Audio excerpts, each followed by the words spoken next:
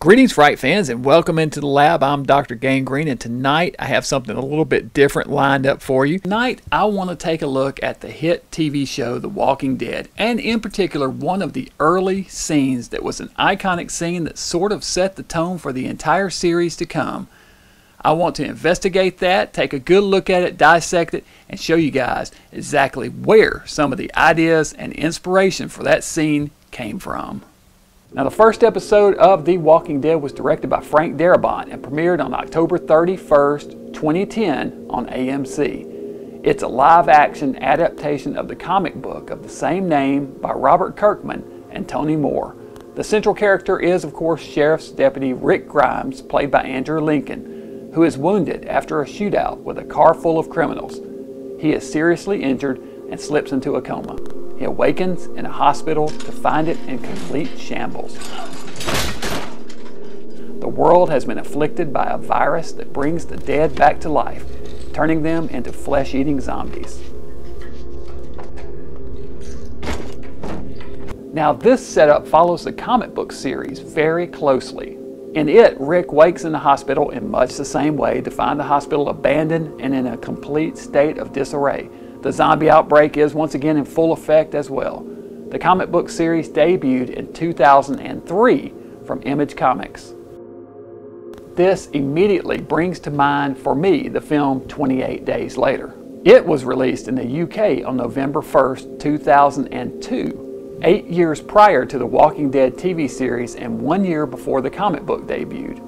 28 Days Later was directed by Danny Boyle and features a central character named Jim, played by Cillian Murphy, a bicycle courier who is hit by a car. He awakens from a coma in a hospital room 28 days later. The hospital is in complete shambles, and he discovers that a viral infection has turned most of the Earth's population into raging zombie-like cannibals. While technically not a zombie movie, as the infected aren't dead, they still, for all practical purposes, act much like modern zombie movies. 8 months earlier, on March 12, 2002, the film Resident Evil debuted. It was directed by Paul W.S. Anderson. Once again, this time at the end of the film, the protagonist, named Alice, played by Mila Jovovich, awakens from a coma to find the hospital abandoned and the city destroyed, the cause of which, we see on the newspaper headline, is the dead are returning to life. As in 28 Days Later, the virus was genetically produced and accidentally released from a lab. Resident Evil wasn't the first film to utilize the abandoned hospital theme, however. In 1951, author John Wyndham wrote the novel The Day of the Triffids. It was made into a feature film in 1962 and was filmed again twice more in a made-for-TV series in Britain in 1981 and 2009. The story starts with a dazzling meteor shower that lights up the night sky. The central character is a man named Bill Mason, who has had eye surgery and is recovering in a hospital with his eyes bandaged. He wakes the next morning to find the hospital abandoned and in complete shambles. Everyone who witnessed the meteor shower is blind, their optic nerves completely burned out, causing them to wander around in a zombie-like state. In addition, the meteor carried spores that spawn a race of flesh-eating mobile plants called triffids that threaten to destroy mankind.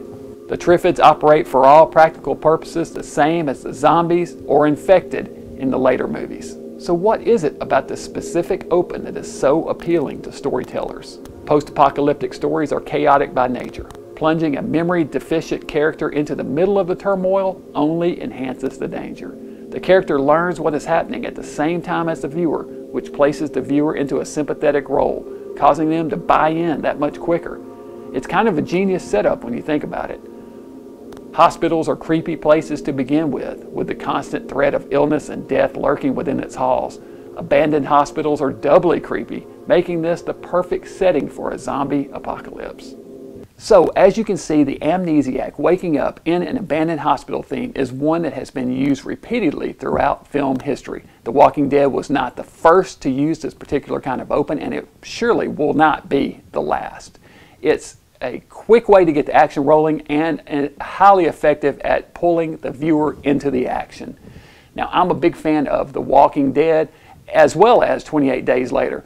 Not so much the Resident Evil franchise, but Here is to many more years of flesh-eating feature films as well as creepy hospital movies. Let me know what you guys think about this. Leave me a comment down below. I'd be curious to hear what you all think. Are you fans of The Walking Dead? Do you like 28 Days Later? Are you a fan of Resident Evil? And also what you think about creepy hospital movies, because it is just such a freaky atmosphere anyway that it's natural that horror movies be set there, in my opinion. So until next time, this is Dr. Gangrene. If you haven't clicked subscribe, I'd appreciate it if you would. Please subscribe to my channel. Keep up with all the future videos we'll be putting up. And until next time, this is Dr. Gangrene saying, stay mad and stay out of those creepy hospitals.